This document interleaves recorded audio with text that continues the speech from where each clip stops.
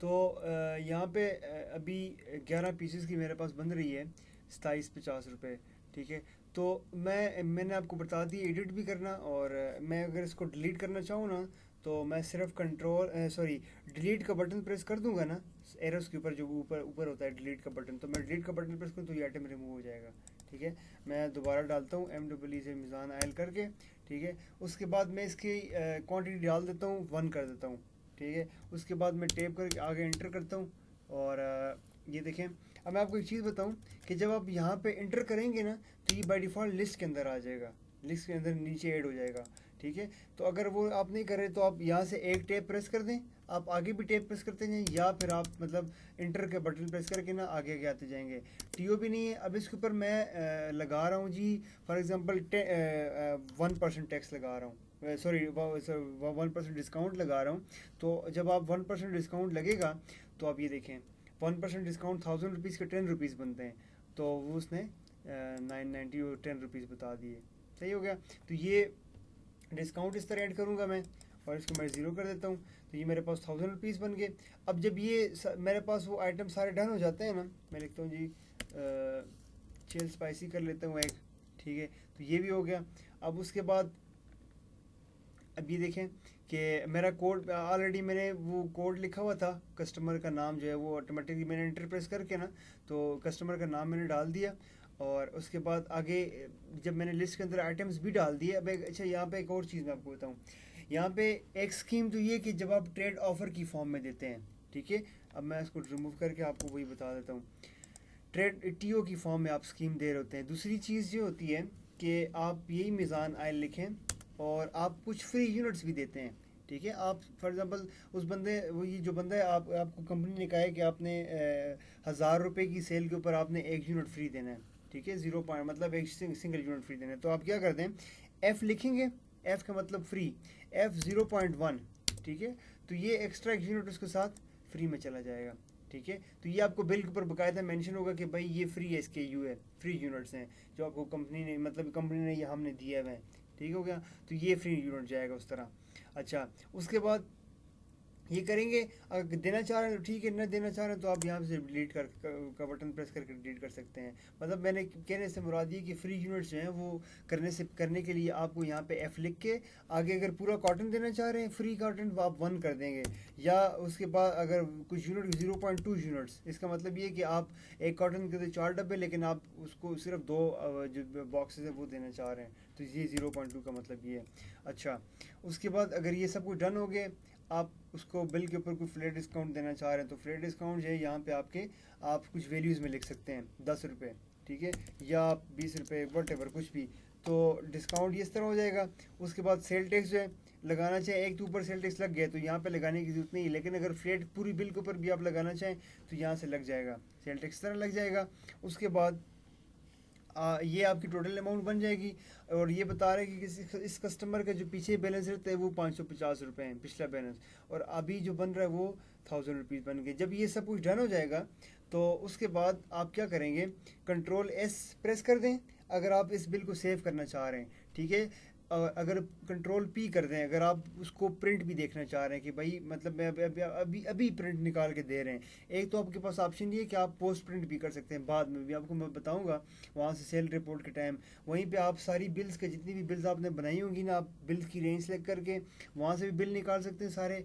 और या फिर आप साथ साथ अगर प्रिंट निकालना चाह रहे हैं तो साथ साथ यहाँ से भी निकाल सकते हैं। तो अगर आप कर दें कंट्रोल P, ठीक है, कंट्रोल P करेंगे तो आपको ये कह रहा है कि do you want to print, और कौन सा प्रिंट लेना चाह रहे हैं, A4 प्रिंट, A5 प्रिंट, या कोई प्रिंट भी नहीं। तो मैं भी बाय डिफ़ॉल्ट नो कर रहा हूँ, क्योंकि मैं भी आपको बताऊंगा कि किसका A4 का प्रिंट कैसा है, A5 का कैसा है, उसको मैं आपको बता दूंगा सैम्पल्स। ठीक है। तो यहाँ से मैं नो कर देता हूँ। तो यहाँ तक आपको क्लियर हो गई।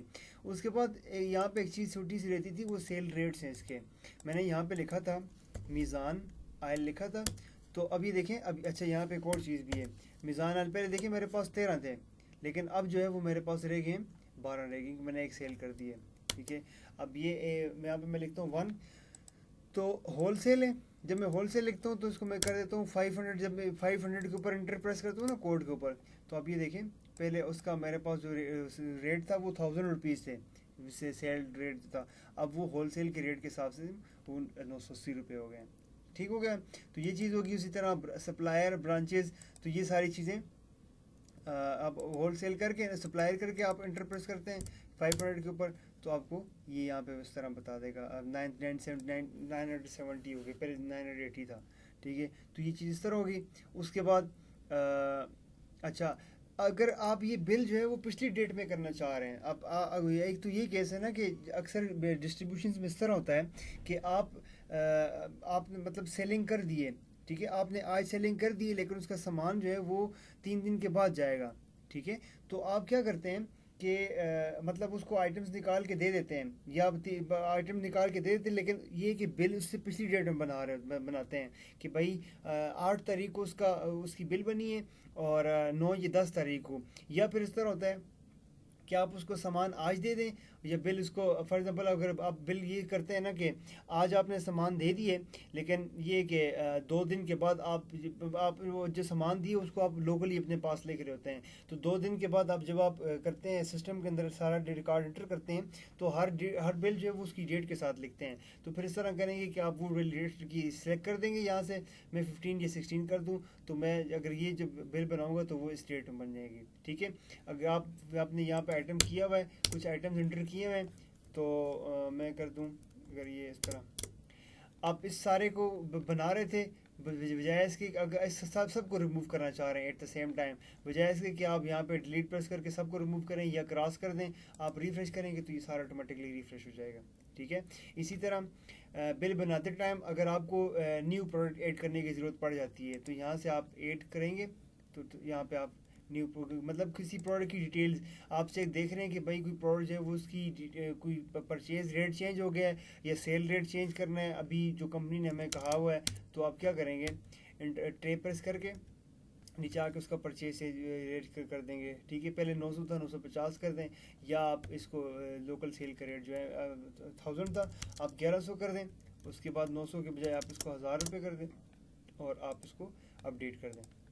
जब आप यहाँ पे आते हैं दोबारा मीज़ान आयल, अब ये देखें 1100 रुपये इसका रेट हो गया। ये तो इस तरह आप उसको यहीं पे अपडेट कर सकते हैं। उस तरह अगर यहीं पे आप रहते हुए आपको नया कस्टमर ऐड करने की ज़रूरत पड़ गई, अब नया कस्टमर है जो पहले आपने कुछ बिल बनाया हुआ था, ठीक है, तो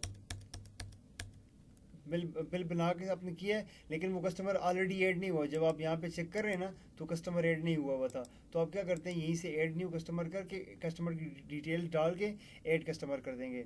उसके बाद उस कस्टमर का आप एरिया लिखेंगे। ठीक है, मैं फॉर एग्जांपल आपको मैं बता देता हूँ चीज़। ठीक है, टेस्ट बिजनेस, टेस्ट बिजनेस हो गया। एड्रेस में इसकी जगह या खाली छोड़ देता हूँ, उसका मोबाइल नंबर भी खाली, इसको भी मैं एक्स ABC एरिया जो मैंने बनाया था उसमें रजिस्टर कर देता हूँ, और उसके बाद मैं इसका बैलेंस अगर लिखूँ तो बैलेंस में 0 कर देता हूँ। ऑर्डर बुकर इसका मैं वाजिद ही कर देता हूँ। ठीक है, उसके बाद जो है उसका पर्सन नेम की जगह मैं करता हूँ जी टेस्ट पर्सन नेम। ठीक है, ये हो गया। CNAC में मैं इसकी कुछ डिटेल्स भी डाल देता हूँ। ठीक है, वटेवर। उसके बाद NTN नंबर को भी मैं खाली छोड़ देता हूँ, बल्कि इसकी जगह भी मैं कर देता हूँ। NTN टैब से आगे जाता है और शिफ्ट टैब से पीछे। ठीक है, ये चीज़ भी आप बता दूँ मैं। अच्छा, NTN नंबर कस्टमर टाइप की जगह मैं आपको यहाँ पे R लिख देता हूँ, तो मैं 8 कस्टमर कर देता हूँ। यहाँ पे जब आप आएंगे ना एरिया में, तो बाय डिफ़ॉल्ट यहाँ पे देखिए आपको भी कस्टमर शो नहीं करेगा कोई भी, क्योंकि आपने एरिया सेलेक्ट नहीं किया हुआ। ठीक है, या तो इस कस्टमर का कोड आपको याद तो कस्टमर का कोड डायरेक्टली लिख के आप बिल कर दें। अगर कोड नहीं याद तो फिर आप क्या करेंगे, सबसे पहले उसका एरिया देखेंगे कि भाई ये किसको मतलब कौन से एरिया में है। तो मैंने उसको किया था ABC एरिया में रजिस्टर किया था, तो मैं ये लिख दूँगा। उसके बाद मैं लिखता हूँ क्या नाम था उसका, टेस्ट, तो ये टेस्ट आ गया, टेस्ट बिजनेस पे एक मैंने XYZ पहले जब डाला हुआ था, तो टेस्ट बिजनेस ये हो गया। उसका आगे ऑर्डर बुकर कौन है, उसका एड्रेस कौन वगैरह वगैरह इंटर कर देता हूँ टेस्ट बिजनेस। अब मैं इसको यहाँ पे बिल बना सकता हूँ इसी कस्टमर की जो ऑलरेडी मेरे पास नहीं थे, तो मैंने अभी कस्टमर ऐड किए और अभी मैं उसको उसकी बिल्स बना रहा हूँ। ठीक है, तो जब मैं ये करके ना Ctrl+S कर दूंगा ना, तो अब ये देखिए उसने पॉपअप नहीं शो किया कि भाई do you want to printer, क्योंकि मैंने Ctrl+S का बटन प्रेस किया, तो बिल ये सेव हो गई है। अब यहीं पे रहते हुए Ctrl+O का बटन प्रेस करेंगे ना, तो ये आपकी सेल रिपोर्ट ओपन होके आ जाएगी। ठीक है, जिसमें आपके आपने अभी जो बिल्स निकाली हुई है ना, तो ये आपको देखिए, मैंने अभी आपकी दो बिल्स बनाई थी, ये तो पहले की ऐड हुई हुई हैं, लेकिन दो बिल जो मैंने 47